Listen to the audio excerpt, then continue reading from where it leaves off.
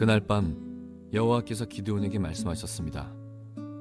내 아버지의 숫소와 7살 된 다른 숫소를 이끌고 오너라. 내 아버지의 바알 제단을 헐어버려라. 그 곁에 있는 아세라 우상도 찍어버려라. 그리고 내 하나님 여호와를 위해 성에서 가장 높은 곳에 제단을 쌓아라. 돌들을 올바른 순서대로 쌓아라.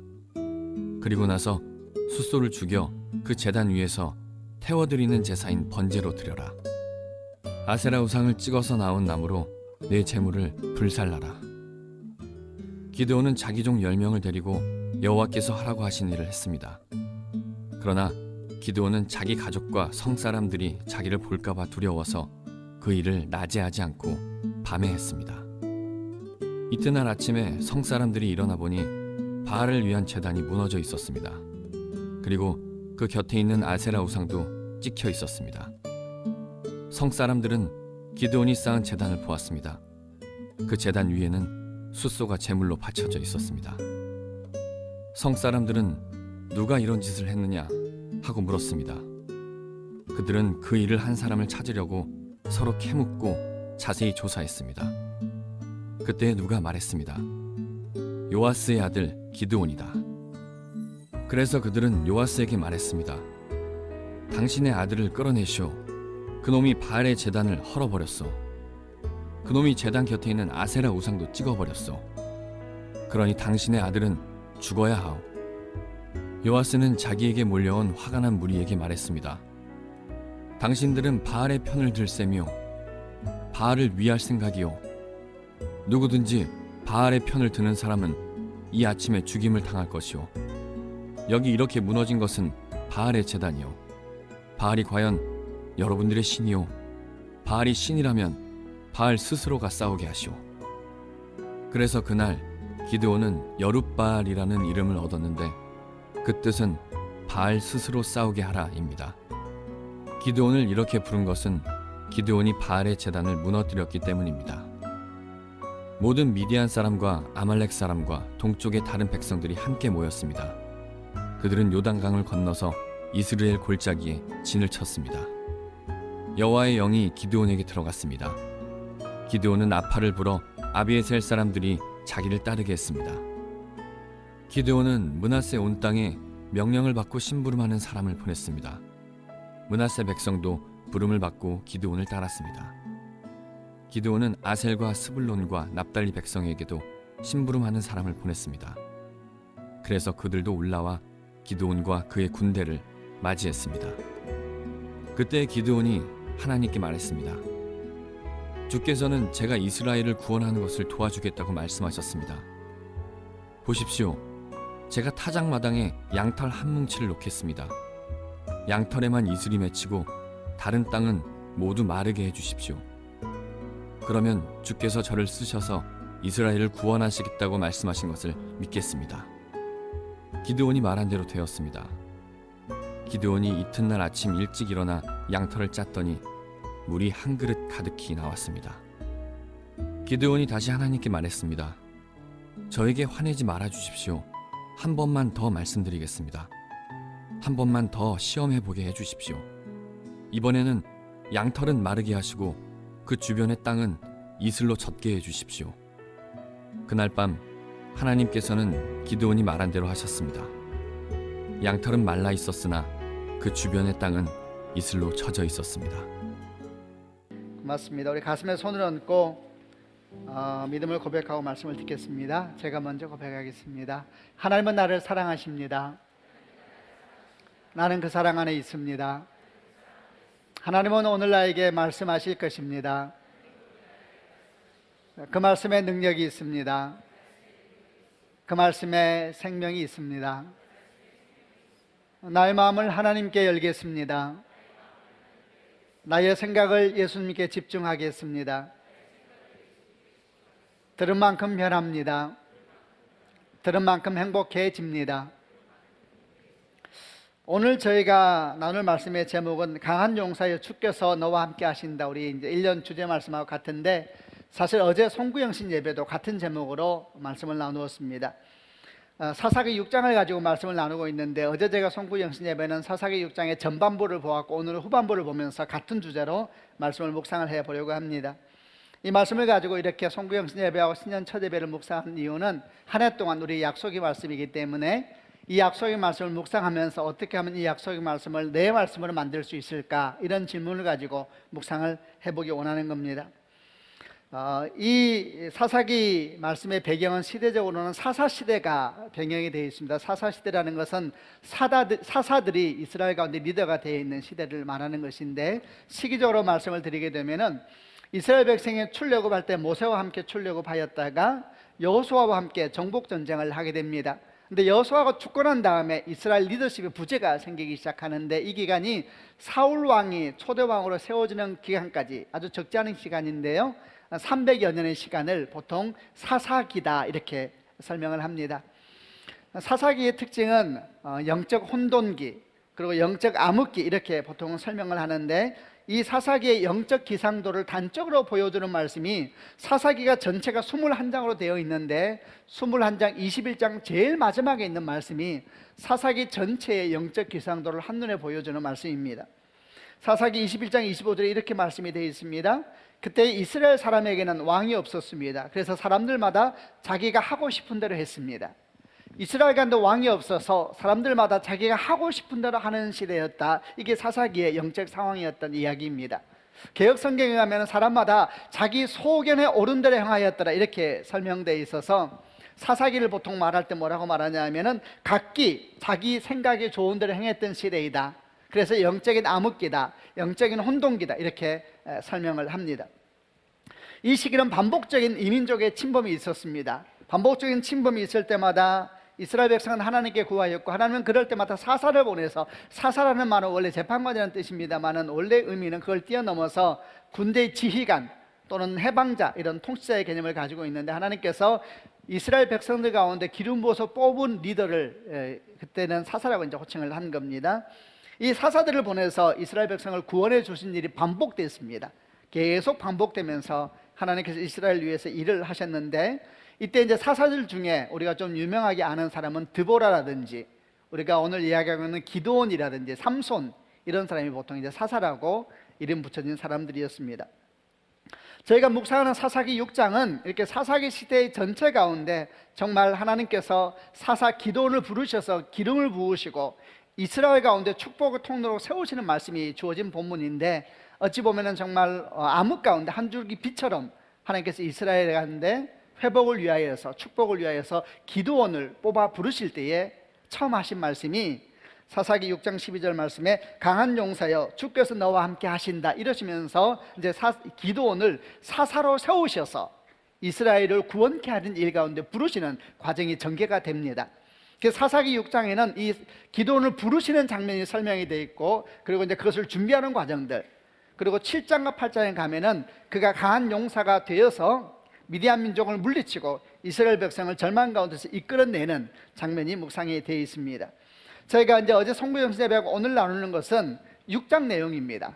그래서 하나님께서 기드온을 어떻게 부르셨는가, 그리고 기드온에게 주신 약속을 이루기 위해서, 그 약속이 뭐냐 하면 지금 우리가 붙잡고 있는 저 약속입니다. 강한 용사여 주께서 너와 함께 하신다. 이 약속을 기드온의 약속 되게 하기 위해서 하나님께서 그를 몇 가지 과정을 인도하세요.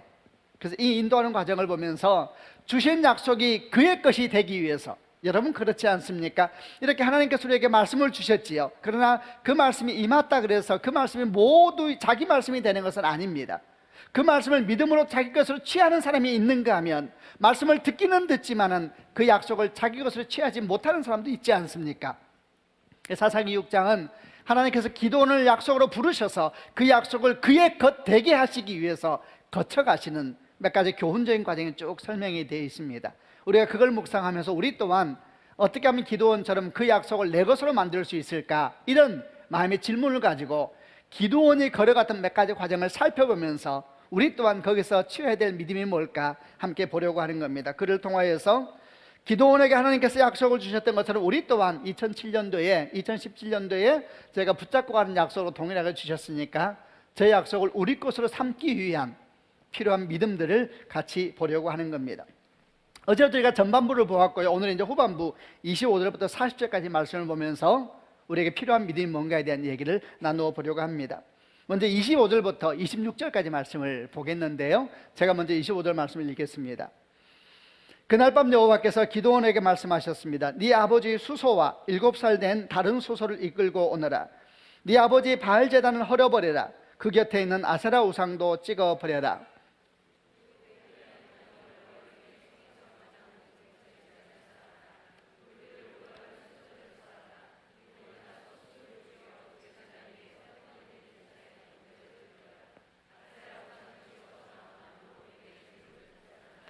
지금 하나님께서 기드온을 부르셔서 강한 용사여 주께서 너와 함께 하신다 말씀하시고, 그 다음 뭐라고 말씀하셨냐면 네 안에 이스라엘 민족을 구원할 능력이 있다. 가라, 미디안 민족에서 내 백성을 구하라, 이렇게 명령을 하시고, 또 더불어서 약속하시기를 내가 너와 함께 있을 것이다. 네가 한 사람과 싸우듯이 미디안 민족을 쳐서 이기게 될 것이다. 이런 약속까지도 이제 주신 상태인데, 이 약속을 실제로 그가 자기 것으로 성취하기 위해서 아주 중요한 이야기를 하나 하십니다. 그게 뭐냐면 기드온의 아버지 이름이 요아스인데, 요아스가 가지고 있는 바알 제단, 우상의 제단을 헐어버려야 된다, 이렇게 말씀을 하시고, 더 나아가서 그 옆에 있는 아세라 우상도 찍어버려라, 이렇게 말씀을 하고 있는 겁니다. 제가 한번 또 자세하게 읽어볼게요. 한번 들어보시길 바랍니다. 네 아버지 수소와 7살 된 다른 소를 끌고 가라. 네 아버지의 바알 제단을 헐어버려라. 그 곁에 있는 아세라 우상도 찍어버려라. 그리고 네 하나님 여호와를 위해 성에서 가장 높은 곳에 제단을 쌓아라. 돌들을 올바른 순서대로 쌓아라. 그리고 나서 수소를 죽여 그 제단 위에서 태워드리는 번제를 드려라. 아세라 우상을 찍어서 나온 나무로 네 제물을 불살라라, 이렇게 이야기를 합니다. 이러면 이제 기드온의 아버지 요아스라는 사람이 나옵니다. 오늘 말씀에 하면 요아스는 어떤 사람이냐 하면은 바알 제단을 쌓은 사람이라 나와 있죠. 네 아버지의 바알 제단, 이렇게 표현되어 있거든요. 바알 제단을 쌓은 사람이다, 이렇게 이해를 할 수가 있고, 또 하나는 그 옆에 있는 그 바알 제단 옆에 아세라 우상이 있었다 그랬는데, 그 우상을 찍어버려라, 이렇게 말하는 거 보니까 아마 나무로 새겨 만든 우상이었던 것 같아요. 근데 이런 상황 속에서 기드온의 아버지 요아스라는 얘기가 나옵니다. 이 상황이 조금만 앞뒤를 묵상해 보게 되면 당시 이스라엘 사람들이 가지고 있었던 영적인 문제가 뭔지에 대해서 아주 알려주는 모습입니다. 기드온의 아버지 요아스가 어떤 사람이냐면, 여러분, 하나님을 아는 사람입니다. 앞에 처음 하나님께서 기드온을 부르실 때에 강한 용사여 주께서 너와 함께 하신다, 이렇게 사사기 6장 전반부에서 주께서 처음 말씀하실 때에 기드온이 무슨 말을 하냐면 이런 말을 합니다. 앞에서 강한 용사여 주께서 너와 함께 하신다, 이렇게 하나님 말씀하시니까 기드온이 말하기를 무슨 말씀입니까? 여호와께서 우리와 함께 계시다면 왜 이토록 많은 괴로움을 겪어야 합니까? 그 다음에 이렇게 표현을 해요. 우리 조상들은 우리에게 여호와께서 많은 기적을 일으키셨다고 이야기해 주었습니다. 우리 조상들은 하나님께서 우리에게 많은 기적을 베풀어 주셨다고 이야기해 주었습니다. 또 여호와께서 우리 조상들을 이집트에서 이끌어내 주셨다고도 말했습니다. 그렇지만 여호와께서는 지금 우리를 버리셨습니다. 여호와께서는 우리를 미디안 사람들에게 정복당하게 하셨습니다. 이렇게 기드온이 말을 합니다. 이 말이 아주 주목할 만해요. 그가 말하기를 조상들 이야기를 합니다. 조상들을 하나님께서 이끌어내셨다고 제가 들었습니다. 조상들에게 많은 기적을 행하셨다는 것도 제가 들었습니다. 이렇게 말을 해요. 그럼 이렇게 질문할 수 있죠. 그 누가 말해줬을까요? 조상들의 신앙의 경험들, 조상들의 믿음의 경험을 누가 기드온에게 말해줬을까요? 사실 이 부분은 전혀 옳은 묵상이 아니죠. 부모가 말해준 겁니다. 요아스가 말해준 것이다, 이렇게 이해해도 되겠죠. 요아스는 하나님에 대해서 자녀에게 말하는 사람이었습니다. 그런데 그가 바알 제단을 세우는 사람으로 또 등장도 같이 하고 있다는 이야기죠. 도대체 이 사람은 누구냐? 다시 말하지요, 그는 하나님을 좀 아는 사람이었어요. 근데 조금 더 기드온이 한 말을 들어보면 좀 느낌이 이상한 느낌이 들어요. 기드온이 계속 말하기를 우리 조상들 이렇게 하면서 이 조상들 얘기를 아버지 요아스가 기드온에게 전했을 것인데, 이 아버지가 만난 하나님 얘기가 없어요.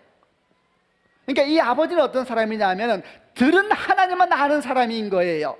조상들이 만난 하나님에 대한 얘기만 수없이 들었지만 그 하나님이 자기 하나님 되지 않았던 사람, 아브라함의 하나님, 이삭의 하나님, 야곱의 하나님에 대한 얘기는 많이 들었지만 그 하나님이 자기 하나님이 되지 않았던 사람, 그 사람이 기드온의 아버지 요아스가 아닌가, 이렇게 느끼게 하는 본문이 기드온의 대화 가운데 나옵니다. 보십시오.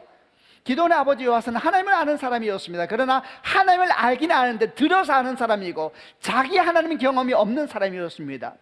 그러다 보니까 이 신앙이 어떻게 왜곡되기 시작하냐면은 당시 이스라엘의 암흑기 가운데 영향을 본격적으로 받기 시작하면서 이 사람이 하나님을 알면서도 불구하고 바알 제단을 함께 섬기는 이런 신앙의 모습을 가져버리게 된 겁니다. 여러분, 이것이 당시 이스라엘 백성들이 가지고 있었던 아주 중요한 신앙적인 문제였습니다. 이걸 뭐라고 말할 수 있느냐면 혼합시상입니다. 혼합신앙.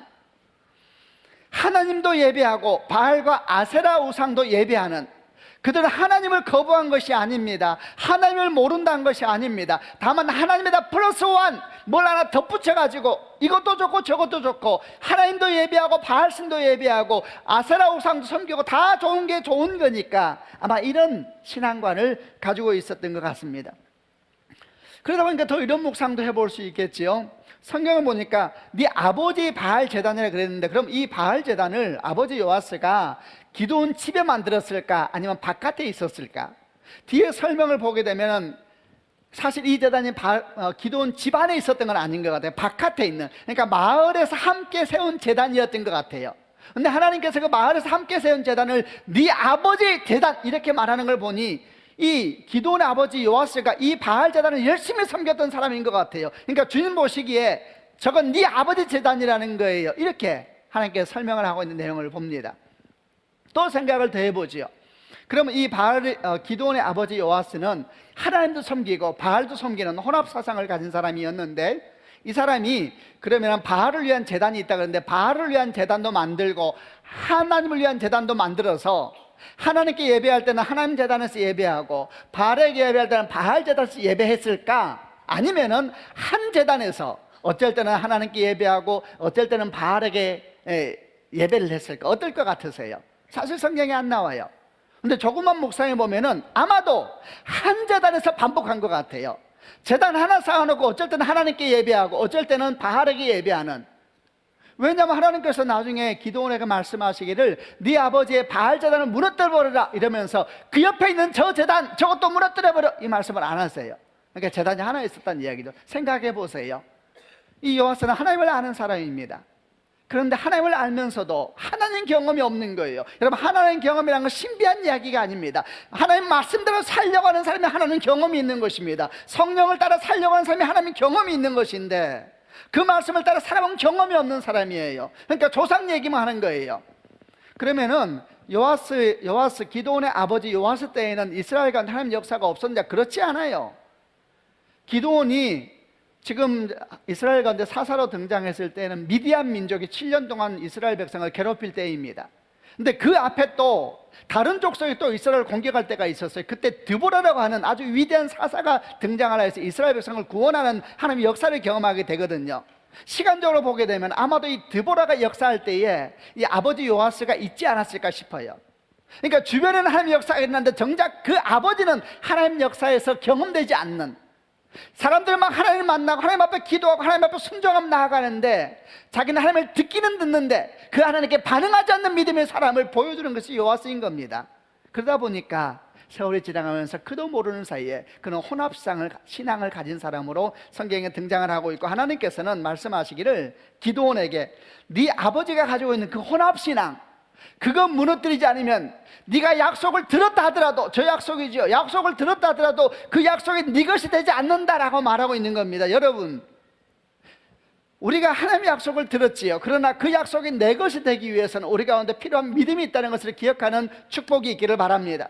약속을 들었으면서도 그 약속을 자기 것으로 만들지 못하는 것은 아주 안타까운 일입니다. 그 중에 중요한 이유 중에 하나가 바로 이런 것입니다. 요아스처럼 혼합신앙을 가지고 있는 것입니다.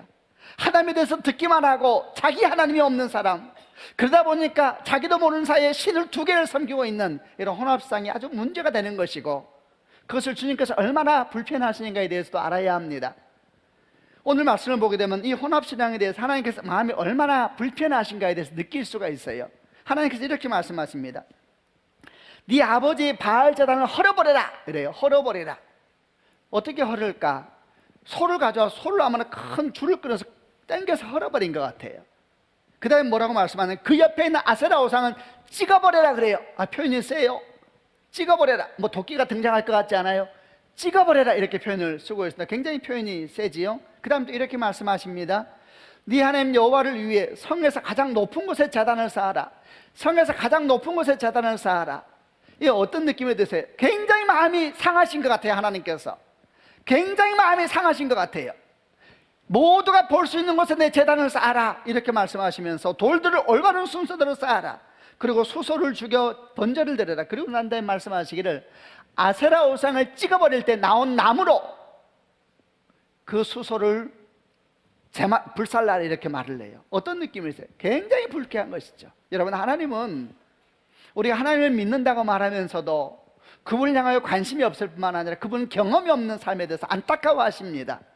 왜냐하면 그런 삶은 정말 주 앞에 나아가서 주를 신실하게 알아가는 삶이 아니라 자기도 모르는 사이에 하나님 대신에 하나님과 함께 다른 것을 갖다 놓기도 하고 또 하나님을 예배하는 자리에 다른 것을 예배할 수 있는 혼합 사상으로 나아갈 수 있는 아주 큰 위험성이 있기 때문에 그런 것입니다.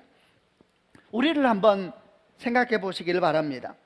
보통 우리가 혼합주의 신앙이다 생각하면 일반적으로 생각하기를 어떻게 생각하기 쉬우냐 하면 예수를 믿으면서 뭐 이렇게 4월 초파일 되면은 절에 가서 빌고 막 이런 것을 말하는 것인가, 다른 종교를 생각하기 쉽죠. 그러나 여러분, 사실 그런 것은 굉장히 분별이 쉬워요. 예를 들어 예수를 믿으면서 점치는 사람들이 있죠. 예수를 믿으면서 사주팔자 보고 예수 믿으면서 궁합 보고 그 사람들은 말하기를 확률이래요. 본인이 압니다. 확률이 아닌 거. 사실 이런 것은 분별이 어렵지 않아요. 여러분, 예수 믿으면서 점치면 안 됩니다. 하나님께서 아주 기뻐하지 않으세요. 이런 것은 어렵지가 않아요. 오히려 왜냐하면 본인도 뭔가 마음이 불편해요.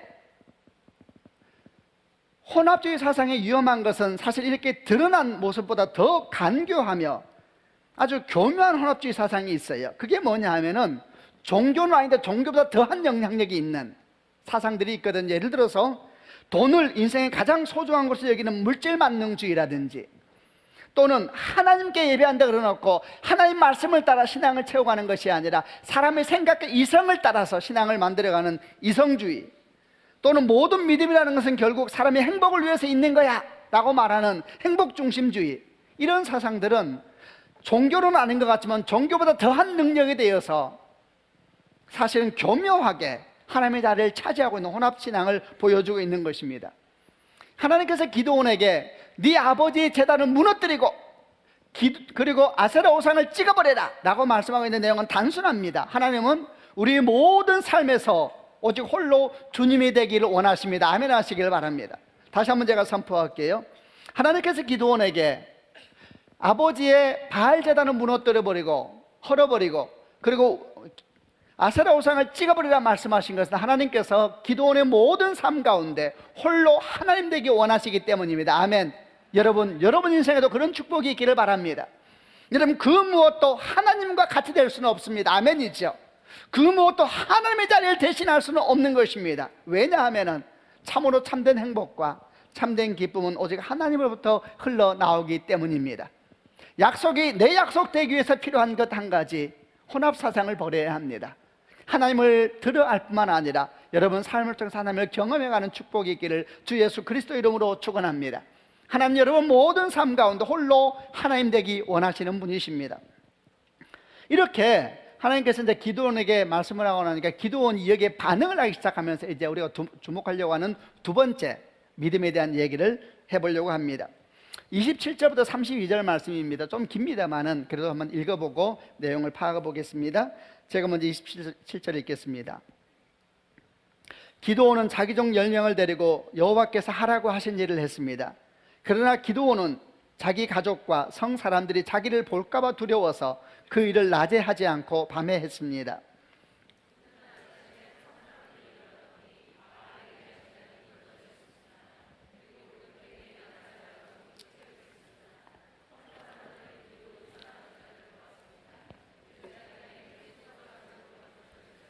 성 사람들은 누가 이런 짓을 했느냐 하고 물었습니다. 그들은 그 일을 한 사람을 찾으려고 서로 캐묻고 자세히 조사했습니다. 그때 누가 말했습니다. 요아스의 아들 기드온이다.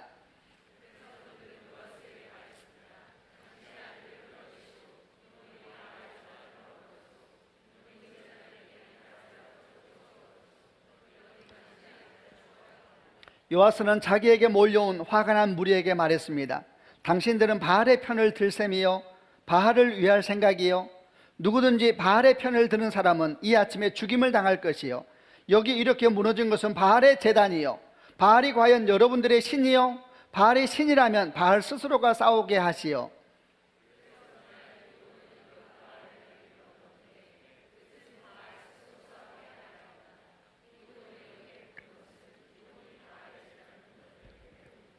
(27절부터 32절) 말씀에 이르게 되면 우리가 필요한 두 번째 믿음은 뭐냐면 지금 용사답게 행동해야 된다라는 교훈인데, 그 내용을 좀 구체적으로 얘기를 해보겠습니다.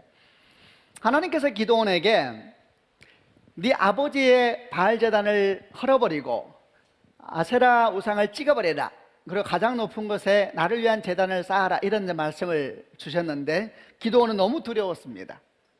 그렇지만 두려움 가운데 그는 용기를 냈습니다. 그가 어떻게 행동을 하기 시작하냐면은 너무 두려웠기 때문에 사람들이 보는 낮에 행동을 못해요. 그리고 모두가 잠든 밤에 종 10명과 함께 이제 그 일을 하기 위해서 나섰습니다.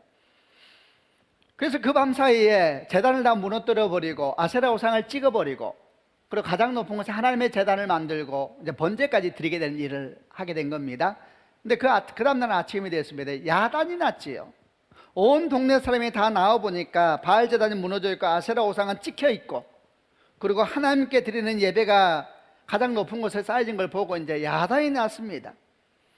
그 사람들이 이제 이 일이 도대체 어떻게 된 일인가, 누가 도대체 이런 일을 했는가 이제 색출을 하기 시작합니다. 도대체 누가 이런 짓을 했느냐 서로 캐묻으면서 조사를 해 나가는데, 그 중에 어떤 사람이 말하기를 요아스의 아들 기드온이 한 짓입니다, 이렇게 이야기를 합니다. 그러자 사람들이 요아스에게 몰려갔다 그랬어요.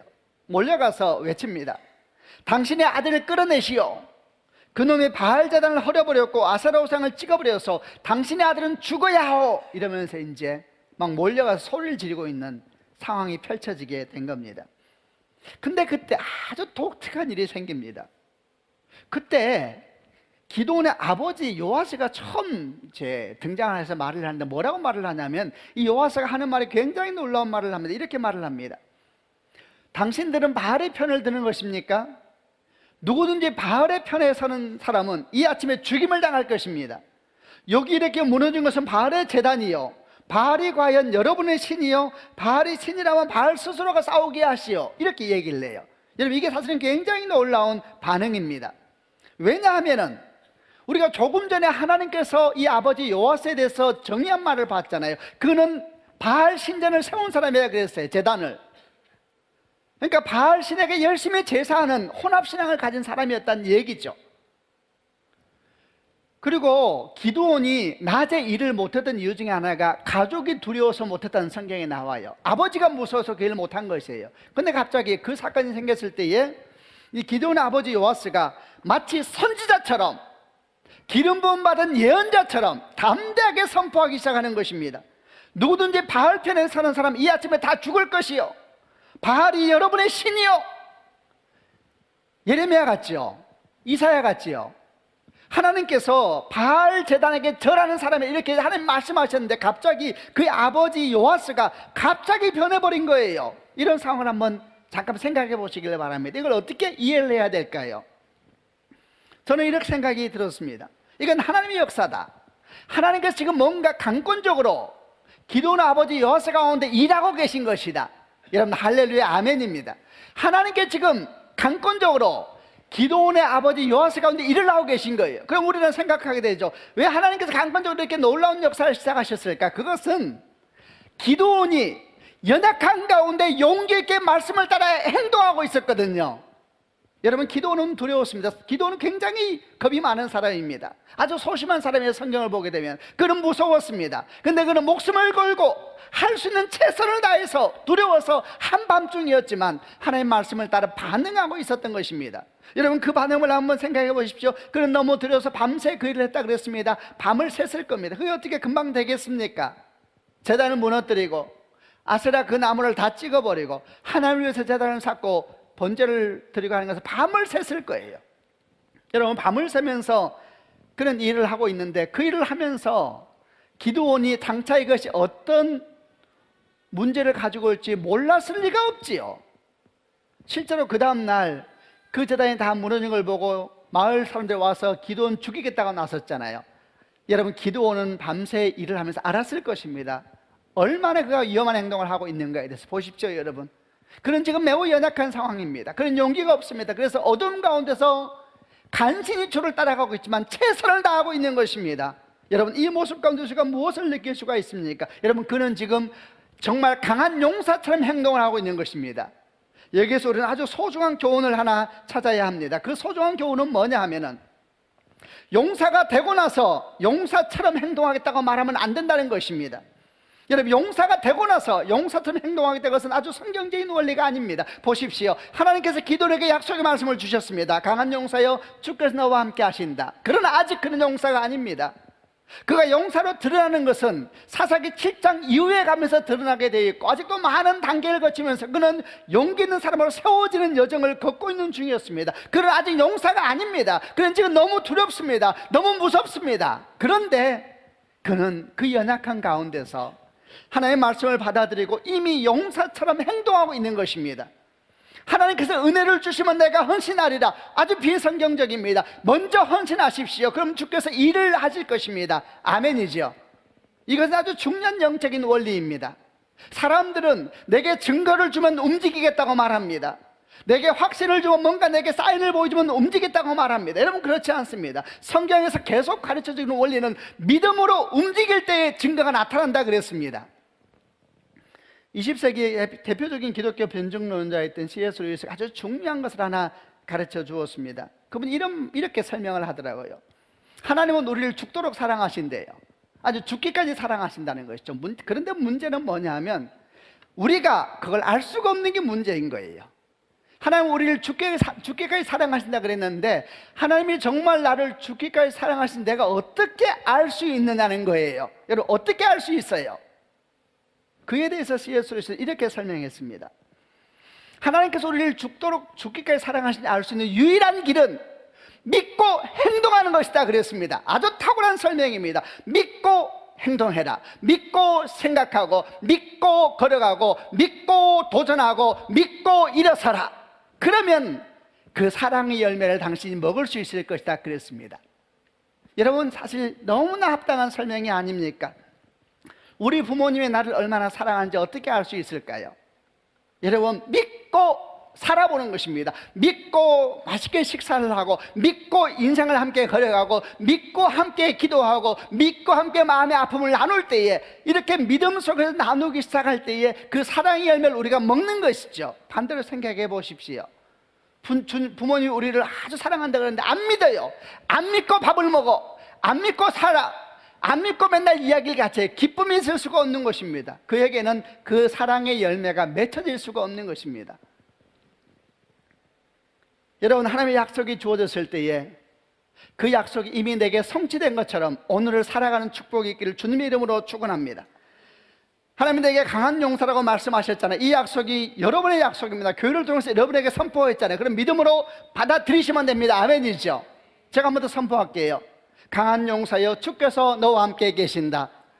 아멘으로 받으셔야 돼요. 다시 할게요. 생각하면 안 해도 되는데요.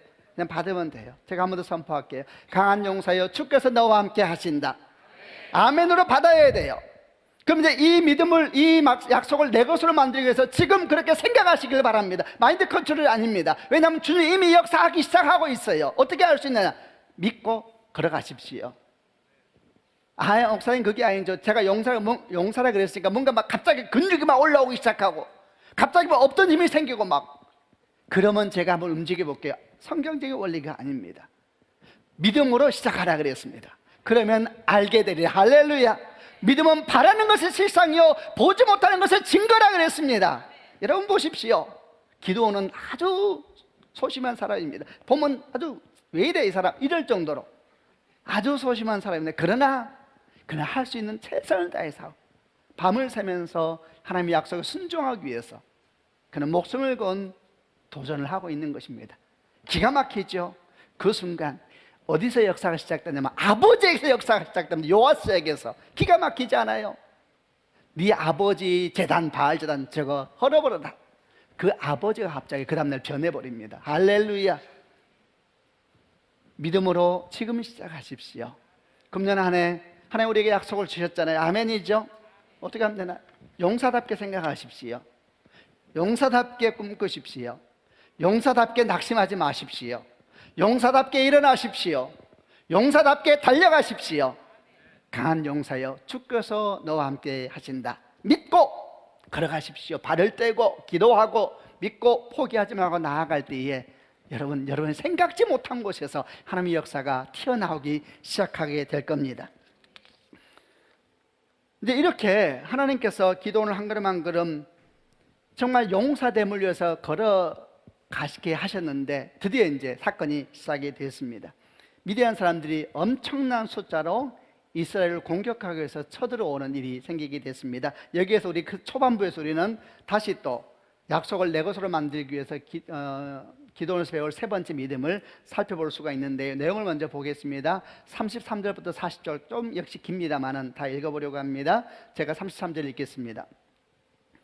모든 미디안 사람과 아말렉 사람과 동쪽의 다른 백성들이 함께 모였습니다. 그들은 요단강을 건너서 이스라엘 골짜기에 진을 쳤습니다.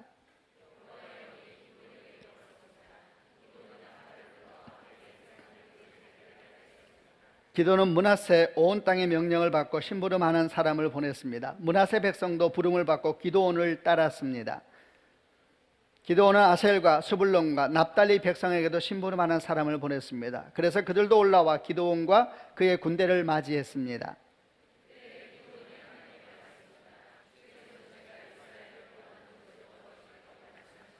보십시오. 제가 타작마당에 양털 한 뭉치를 놓겠습니다.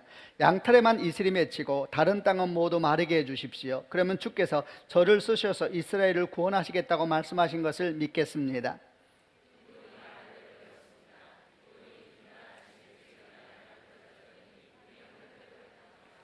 기도원이 다시 하나님께 말했습니다. 저에게 화내지 말아 주십시오. 한 번만 더 말씀드리겠습니다. 한 번만 더 시험해 보게 해 주십시오. 이번에는 양털은 마르게 하시고 그 주변의 땅은 이슬로 적게 해 주십시오.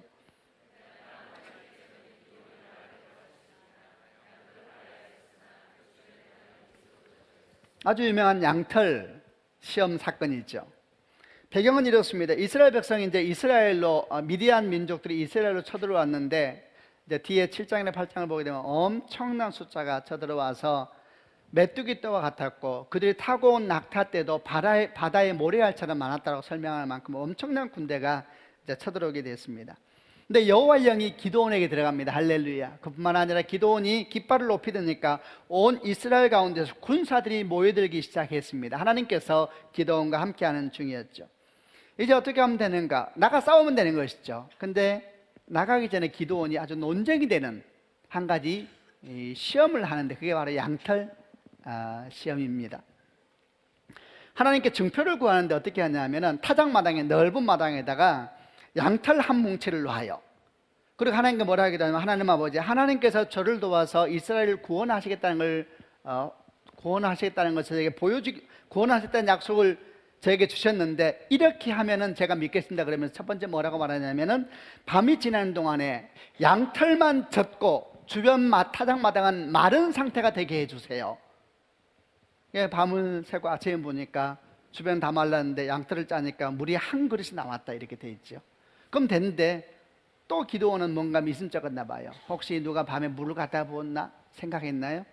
다시 두 번째 하나님께 기도를 합니다. 하나님 아버지, 이제는 반대로 한 번만 더 기도하겠습니다. 이러면서 뭐라고 말하냐면 저에게 너무 화내지 마십시오. 한 번만 더 시험해 보겠습니다. 시험해 보겠습니다. 이렇게 이야기를 합니다. 그리고 뭐라고 하냐면 반대로 얘기해요. 이번에는 양털은 다 말라있고 주변 타작마당은 물에 이슬에 가득 젖어 있게 해주세요. 하나님은 똑같이 기도를 하십니다. 그래서 이제 기도원이 하나님이 나와 함께 하신 것을 알게 됐다는 것이 40절까지 이야기입니다. 자, 여러분, 이게 아주 논쟁이 많은 기도원의 행동이에요. 기도원의 행동에 대해서 어떻게 생각해야 될까요? 어떤 사람들은 기도원이 하나님을 시험했다 이렇게 비판합니다. 근데 또 어떤 사람들은 기도원의 행동을 모방하여서 자기도 그렇게 기도합니다. 하나님 아버지, 내일 제가 한 여자를 만날 터인데 그 여자가 제 여자가 맞으면 하늘에 구름 한 점도 없게 해주세요. 아주 이제 기도원의 기도를 약간 본받은 것이죠. 이걸 어떻게 이해해야 되고 이 상황을 통해서 우리에게 주시는 메시지는 뭘까 생각해 보고자 합니다. 여러분, 뭐라고 말하더라도 지금 기도는 하나님을 시험하고 있는 겁니다.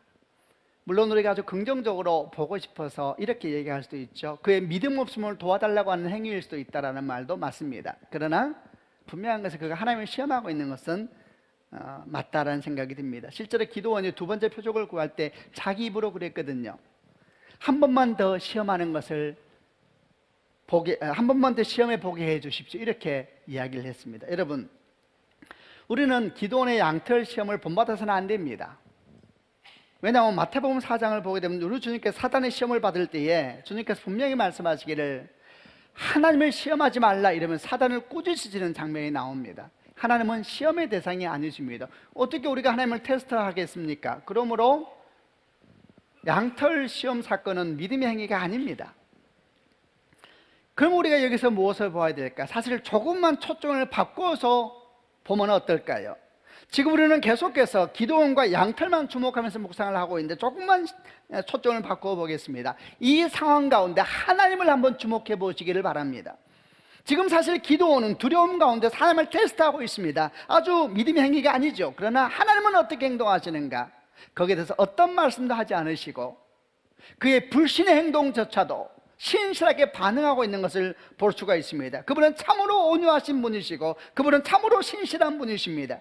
하나님의 영이 그에게 임했고 이스라엘의 모든 군사들이 그에게 모여들고 있음에도 불구하고 두려움 가운데 빠져있는 기드온, 아주 선천적으로 소심했던 사람 같아요. 이런 기도의 마음을 너무너무 주께서 잘 아시는 것 같은지 묵묵하게 어떤 말씀도 하지 않으세요. 너 지금 뭐 하는 짓인지 알고 있니? 하나도 말씀하지 않으세요. 그리고 묵묵히 기도원의 시험에 응답하고 계시는 것입니다. 우리가 이 상황에서 보아야 될 것은 기도원이 아닙니다. 우리가 여기서 보아야 될 것은 그럼에도 불구하고 여전히 온유하시고 여전히 신실하신 하나님, 그 하나님을 보아야 되는 것입니다. 양털 사건을 통해서 우리가 배울 교훈, 하나님의 약속을 내 것으로 만들기 위해서 필요한 또 하나의 교훈은 무엇인가? 신실하신 하나님, 그분을 결코 잊지 말라는 것입니다. 여러분, 그분은 신실한 분이십니다. 우리는 얼마나 하나님을 의심합니까? 얼마나 하나님을 사실은 시험합니까? 얼마나 하나님을 잊어버립니까? 그러나 그분은 한 번도 우리를 잊어버린 적이 없으시고 한 번도 우리를 향한 사랑을 멈춘 적이 없으시고 당신의 아들 예수를 십자가에 못 박혀 죽으시면까지 우리를 사랑하시고 우리를 위해서 일하시는 분이심을 기억하는 축복이 있기를 바랍니다. 우리가 말씀을 붙잡았다 할지라도 그 신실한 하나님을 잊어버리게 되면은 여러분, 말씀은 위기에 빠지게 됩니다. 주님은 신실한 분이십니다. 할렐루야. 로마서 8장 35절 말씀에 누가 우리를 그리스도의 사랑에서 끊을 수 있겠습니까? 환난입니까? 어려움입니까? 핍박입니까? 굶주림입니까? 헐벗음입니까? 환난, 위험입니까? 칼입니까? 우리는 우리를 사랑하신 하나님을 힘입어 이 모든 것을 넉넉히 이깁니다. 나는 확신합니다. 죽음이나 생명이나 천사들이나 하늘의 권세자들이나 현재 일이나 장래 일이나 어떤 힘이나 가장 높은 것이나 가장 깊은 것이나 그 밖에 어떤 피조물이라도 우리를 우리 주 그리스도 예수 안에 있는 하나님의 사랑에서 끊을 수는 없는 것입니다. 아멘이죠. 여러분, 주님의 이름으로 축복합니다. 다시 한번 고개를 들어서 약속의 말씀 한번 크게 읽어보겠습니다. 시작. 강한 용사여, 주께서 너와 함께 하십니다. 이 말씀을 여러 말씀을 취하는 축복과 믿음이 있기를 바랍니다. 아멘. 그를 위하여서 이 약속을 여러분껏 만들기 위하여서 오늘 말씀 가운데 있는 교훈을 기억하시길 바랍니다. 첫 번째, 하나님을 듣지만 말고 하나님의 말씀을 경험하는 신앙이 되시길 바랍니다. 아니면은 혼합신앙기로 나가서 위험을 가질 수가 있는 겁니다. 하나님만이 우리의 주권자이시요 그분만이 우리의 주님이십니다. 아멘이죠. 두 번째, 하나님께서 약속을 주셨습니다. 지금부터 용사답게 생각하십시오. 용사답게 기도하십시오. 무례하란 얘기가 아닌 것을 아실 겁니다. 담대하십시오. 용사답게 일어나십시오. 용사답게 걸어가십시오. 그러면 여러분도 모르는 곳에서 여러분이 상상하지도 못한 일이 툭 튀어 올라오는 것을 보게 될 겁니다. 여러분, 요한 사건이 바로 그런 증거인 것입니다. 세 번째, 주님은 참으로 신실한 분이십니다. 아멘. 그분을 향한 신실한, 그분을 믿고 그 믿음 가운데 걸어가는 2017년이 되기를 주님의 이름으로 축원합니다. 강한 용사여, 주께서 너와 함께 있다. 너에게 이스라엘 구할 능력이 있다. 가서 미디안 백성에서 내 백성을 구하라. 내가 너와 함께 있을 것이다. 이 약속이 여러분 약속이 되는 축복이 있는 2017년 되기를 주님의 이름으로 축원합니다. 아멘. 기도하십시다.